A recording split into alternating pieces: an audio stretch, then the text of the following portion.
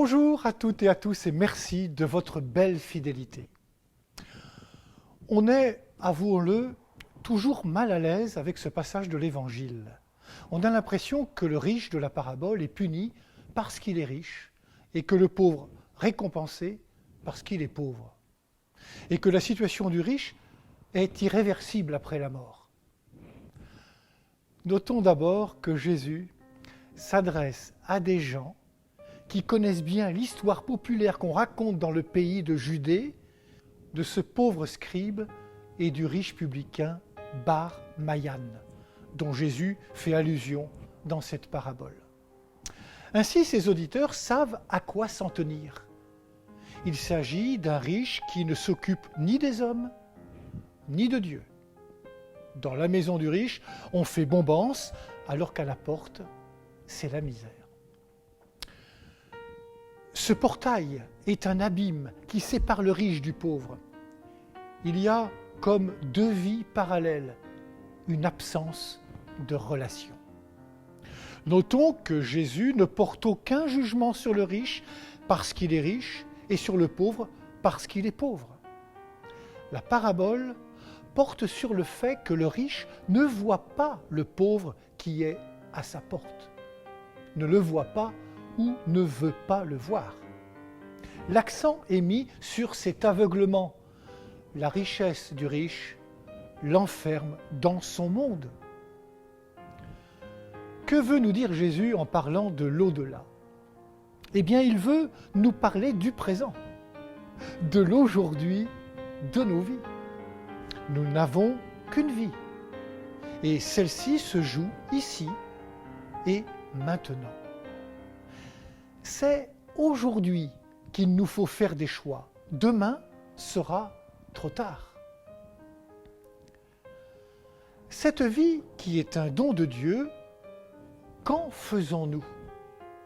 Les inégalités, hier comme aujourd'hui, sont criantes.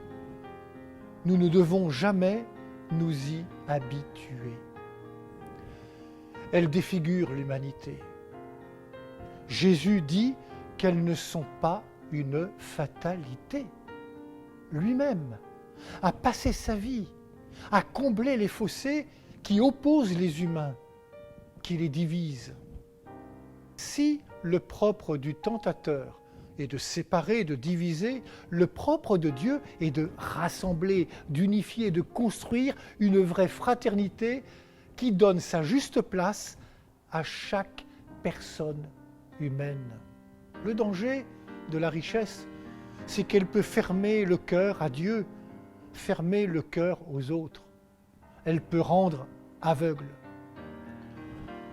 Frères et sœurs, nous sommes tous riches de quelque chose. La question que Jésus pose est de savoir ce que je fais de cette richesse durant ma vie. Qu'est-ce que j'en fais au moment où librement et en conscience, je peux la partager ? L'aveuglement que peut provoquer une manière égoïste de concevoir la richesse est parfois telle qu'elle rend aveugle sur les signes que Dieu veut bien nous donner. Quelqu'un pourra bien ressusciter d'entre les morts, dit Jésus, ils ne seront pas convaincus.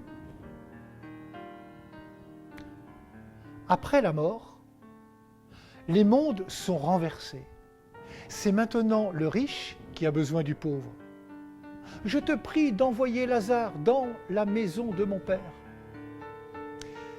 Mais il est trop tard.